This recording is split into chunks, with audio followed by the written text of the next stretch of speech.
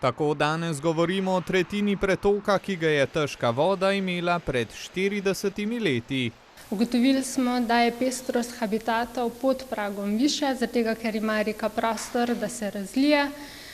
To pa je potem povezano tudi z pestrostjo rib, ki je pod pragom višja kot nad pragom. Preverili smo tudi, kakšna je pestrost nevretenčarjev. Prav tako so izvedli analize, da ugotovijo, katere kemikalije so v sedimentu.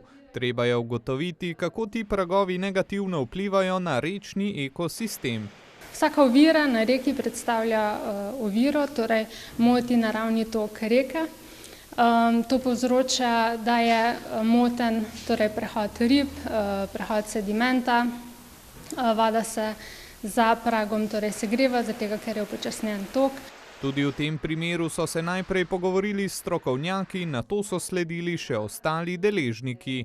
Taki posegi v reko predstavljajo tudi sociološki del, zato smo vprašali tudi predstavnike krajevne skupnosti, pa predstavnike lokalnih prebivalcev, tako da smo dobili malo širši vpogled v to, kakšen je pravzaprav stališče do te pregrade.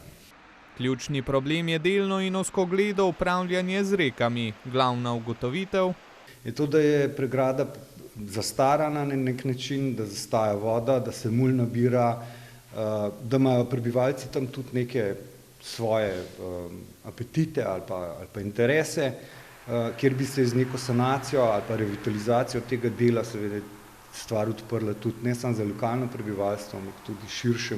Velja izpostaviti še dejstvo, da je samo v Evropi okoli 25 tisoč kilometrov rečnih prehodov.